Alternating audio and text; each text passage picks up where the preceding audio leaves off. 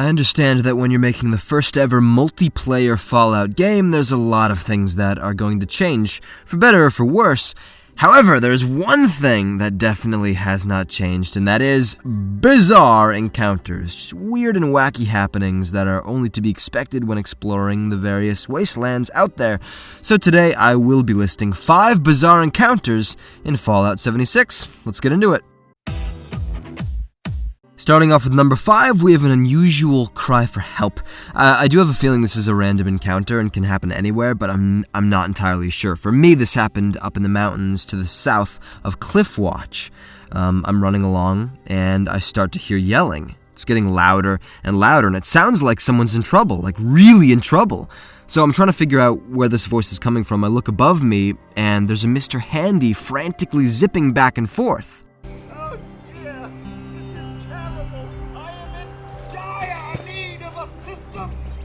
I go up to him, I interact, and he goes, "Oh, thank heavens someone is here."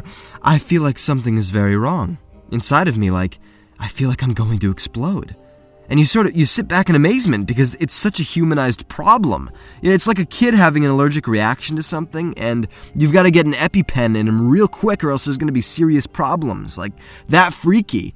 So he's asking you to repair him right there on the spot, or else he's going to explode. Now, obviously I tried. I had more than enough steel, just enough copper, but I was short just one circuitry. I was one circuitry away from saving this Handy's life. And he's looking at me like, "So, do you have it?" And I don't know what to do. It's obvious when I start backing up that there's a problem, but I'm trying to think quick. It's like, how can I get this one piece before it's too late? Is there any way? Is there somewhere nearby that I can fast travel to where I can scrap all of my equipment? Hell, I'll do it. I'll do it for this one piece. But I've got this fear that this encounter, it has a time limit. And if I start traveling all around the place and I try to come back, it's going to be too late. So then I think, oh, camp! I can place my camp here and build a station where I can break stuff down. But literally, as I'm trying to figure this out, the unspeakable happens. I get disconnected from the server. A YouTuber's worst nightmare as he's in the middle of recording. So quickly as I can, I jump back in, but Mr. Handy is gone. He's nowhere to be seen, nowhere to be heard. I look at the ground to see if there's any smoke or markings of a recent explosion, but I don't see anything, no trace whatsoever. So obviously, I don't know how this encounter plays out. I'm assuming that if you do repair him, he's going to thank you, he'll give you some kind of reward, and then be on his way. All is clear. But if you can't, like I wasn't able to, I've got a gut feeling that he will blow up. And you can't help but feel guilty for his gruesome demise. But really, if anyone playing 76 does experience this, please let me know what happens to this poor fellow. Number 4, we have a return of the teddy bears. I hope you haven't missed them too much since Fallout 4. I found this a little bit more south of Cliffwatch. So yeah, it was a weird day. I had to put down some mongrels that were roaming around, but then I noticed there was another animal corpse, that of a Yao Guai. I definitely didn't kill that. Come to find, a very peculiar setup. As you can see, propped up on a rock is a teddy bear holding a hunting rifle. He has a ranger hat on, sunglasses, and a cigarette hanging from his mouth. Takes your brain 0.3 seconds to realize this bear is a badass motherfucker. It's obvious he killed this Yao Guai by himself. Okay, so this is the way I see it. There's a golfer, dead man, on the ground. Well, he's a guest over at the White Spring Resort to the east. It's all the green that you can see in the fancy houses. He's having a crap day on the course. He hits the ball way off the grounds all the way over here. Damn it. Comes over to search for it, drops his bag by the tree, looking around, blah, blah, blah. Hears a noise, looks up. Bear, not a teddy bear. Bear, big bear, regular, big, grizzly, Virginia bear. He tries to fight it with a golf club. Does not work. Mauls him to death before he can finish his game. Rude. Sometime after, bombs drop. Turn bear into Yao Guai. Yao Guai stays in area watching over its kill, because it's competitive like that. Some years pass. Now I know what you're thinking, why was his corpse affected by all the radiation, but not the duffel bag right next to him? It's in great shape. That's what I'm saying! Bear appears. Not Yao Guai. Smaller bear. Teddy bear. On top of rock. He doesn't have his sunglasses on yet. Slowly puts on sunglasses. Other bear is getting antsy. Teddy bear starts loading the rifle. Yao Guai doesn't like the fidgets, man. He doesn't like the fidgets. Teddy bear raises the rifle. Yao Guai starts to charge. Teddy bear shoots. Yao Guai takes one bullet to the stomach and it explodes from all of this built-up anticipation. Guts are spilling out of the hole. The Yao Guai falls to the ground in a bloody heap of carnage. Teddy Bear lowers the rifle now. Teddy Bear puffs his cigarette. Teddy Bear shrugs like no big deal. Number 3, we get to talk to animals!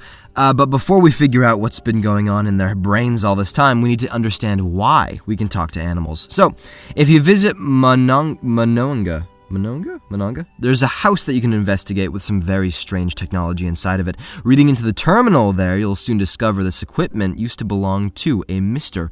Eddie Harrison, a scientist, and a brilliant one at that. So brilliant, he created a device called the Vox Interpreter, which literally translates what animals are thinking. I mean, it's insane. But with great intellect and creativity comes great demons, and for him that would manifest into the form of introvertedness, more specifically, having to engage with other people. He just was not good at it, which is how he let his love interest slip away from him, a woman named Elaine, which he still laments. It's actually funny because he comes up with this really goofy idea to get plastered and write messages to himself, and then the next day when he's sober to respond to those messages, it's a way of talking to himself. Did I mention he was lonely? So he does this, and he basically just tells himself that he was a coward and never tried to make friends, and so he never had any because of it. Kind of too late now because everyone's dying, but there's still a lot of mutated animals. So he comes up with this device to talk to them so that he isn't lonely anymore. Okay, there you go. That's why this technology is a thing. And that alone is a pretty bizarre story, but it gets weirder when suddenly you're the one continuing his research. You're crouched in a forest somewhere, shooting foxes with little darts. And the following is what they have to say about it. Oh no! This could be bad. Leave me alone. Go away. You are stupid for attacking me. I was just minding my own business. Scared. One tiny flaw. If you sneak up on a woodland creature and you shoot it with something, you're not going to be all that surprised by what they have to say about it. Although I will say, while the squirrels and the foxes, they were mostly cries for help, the doe had a much different attitude about the whole thing. They made it very clear that they wanted to kill me. I will kill you to protect myself. Number 2 is actually my favorite on the list, by the way. This is a strange thing to see. I was coming up on the White Powder Winter Sports Resort up in the same mountains where basically all this weird crap has been happening, and I see a super mutant just start flailing on all of his friends. Not provoked in any way, he just goes up to one of the guards, is peacefully patrolling, bashes him upside the head. Then he goes into the downstairs diner, kills the mutant in there. I can hear the whacks from outside. He's just killing all of his own people. I don't know if this is a part of a random encounter, but I'm assuming it is because, again, there was no lead up to this attack. And a few times I distracted him from whatever vendetta this is. I think he was just angry at the world because he'll kill anything. The second he saw me, he was already rerouting his death march. He wanted to just stomp me out and then get right back to it. So yeah, I had to kind of coerce, I had to sort of put him back on his path. And sure enough, he went right back to killing his friends when I did. Well, I don't know if I should call them friends. I don't know. I suppose that's like saying just because I'm a human, I'm friends with every human on the planet. I'm not friends with at least 99% of people on this planet. I'm not friends with 99% of people in Los Angeles, or 99% of people in Hollywood. Now, I'm not going to get more specific than that because you don't need to know where I live, but let's put it this way. I'm not friends with the people in my apartment complex either because when I wave to them, they ignore me, and because apparently I've been singing the soundtrack from A Star Is Born too damn loud, to which I said, "Have ya heard Shallow? Can I get it out of my head?" But I don't want to kill any of them. That's the difference. Unless you do me dirty. You do me dirty and I'll consider getting you whacked. Okay, so maybe this mutant is friends with these other mutants and they did him dirty. He's just doing the whacking himself. But who whacks the whacker? I do. But who whacks me? Well, you just wait for the next encounter, you silly goose. And number 1, we are doing something stupid. This will probably be the dumbest thing that you and I have done together. And we've done some stupid things. Oh, like that one time we yelled Oifum So there's a quest you can get at the top of the world from a robot named Rose, and she's got an eccentric personality, and she's always asking you to do really weird things. Well, one of these weird things is to, quote, make friends with a Deathclaw. I'll start by saying the directions for this are vague, so you don't feel reassured when you're already out looking for a Deathclaw, and you don't have a plan for diplomacy. You really don't know how this should go down, but keeping your gun pointed at its face probably isn't a good start, so okay, I put that down, and I tried not to let its charging scare me, so I got right up to it, and that is when you see on the screen, press E to make friends. And apparently the best plan I had was to whistle at it. Well, believe it or not, there wasn't a connection. The whacker was about to get whacked. Yeah, there's the connection. Even Rose called me up, and she was like, wait, you actually did that? I was kidding. Good one, Rose. I just lost all the building material I've been collecting for the past 3 hours. Yarp. Okay, now that was the bizarre part, trying to make friends with the Deathclaw. Wow, it doesn't work. But I'm going to use the remaining time I have left for number 1 to explain to you the glorious battle that went down when I refused to let this beast have the last word. Because I was recording for like 40 more minutes and I don't want to put this to waste. So, I go back to the spot. I'm up above now on the cliff and I'm sniping this thing.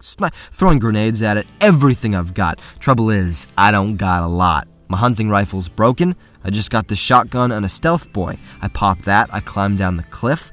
And you know what? I just grabbed my stuff and I should have just left. I really should have, but I felt dangerous. This was personal, and so I'm looking for a spot to just hunker down and I start firing on it, but damn it! No! Still not a good place to be. This thing eats me right up. I can't get that close to it, not with a shotgun. Okay, another go. Now, it's killed me twice now, so I'm pretty pissed off. I hit up a super mutant camp before heading over because I needed supplies, and I just went berserk. I killed them for everything they've got. I mean, I'm running through the bullets, I'm picking up their own weapons, firing back on them, up into their own faces, point blank. Man, it was carnage. All I get out of it is a Molotov cocktail and a short automatic pipe rifle. But you know what?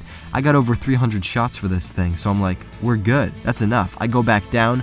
New spot this time. Easy rock to jump on. Create some distance. So I'm baiting this thing on with fire. It rushes up to me and I'm spraying it right in its face, but up on the rock. Whenever I jump back, it retreats. So if I come out a little bit, then it comes back. It starts chasing me again. This is back and forth, back and forth. It's like clockwork.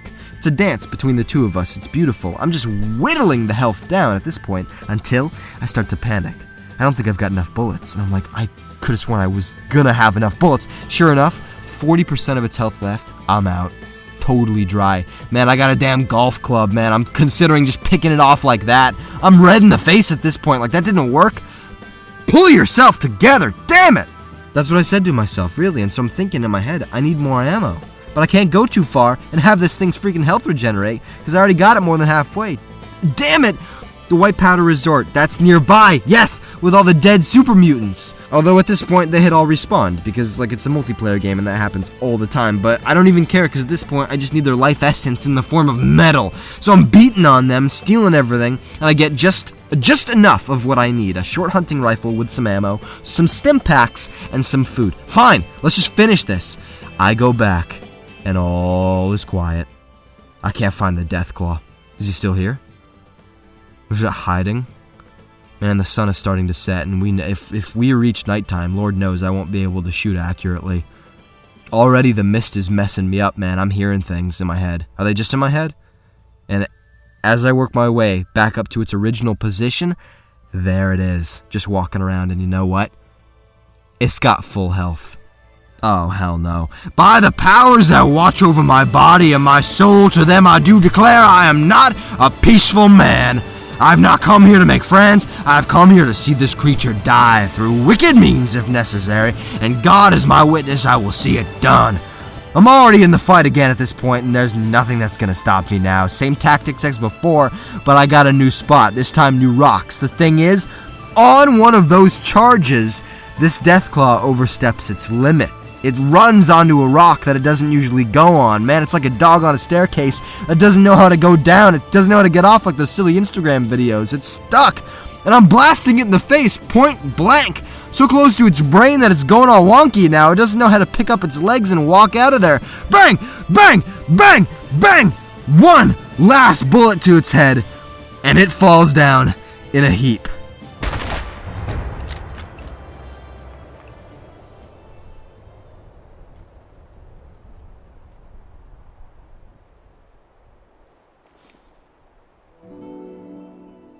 Yep, I felt dirty, but it was dead. It was dead.